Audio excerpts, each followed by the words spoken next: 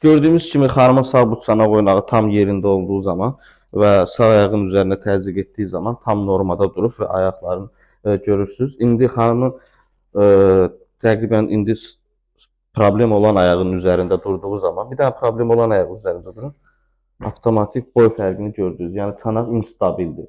Qalxıb düşür. Yaxşımı? İndi biz onu əməliyyatla total endoprotez əməliyyatı ilə inşallah onu tam yerinə qoyub ayaq uzunluqlarını bərabər edəcəyik inşallah. Və bunlar anadan gəlmə problemdir. Bu çanaq oynağı problemləri. Bunlar displaziya şəklində, yarımçıq və tam çıxıq şəklində ola bilər. Tam çıxıq olub, vaxtında üstünə düşürməyib. Ona görə hər zaman deyirik ki, yeni doğulmuşlar ilk 6 həftə içərisində ultrasəs müayinəsi ilə bu çanaq oynaqları yoxlanılmalıdır. 6 aylarında da bir rentgen çəkilməlidir. Vaxtında müdaxilə olunsaydı bugünkü gün bu problem, yəni müdaxilə hər hansı bir müdaxilə adi bir bandajla vaxtında düzələrdi. Bugünkü gün bunu belə bir ağır əməliyyata girməzdi.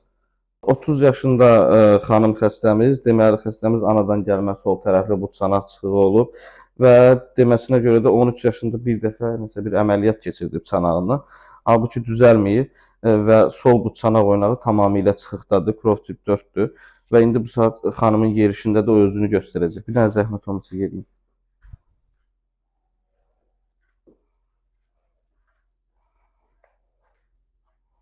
Gəlin.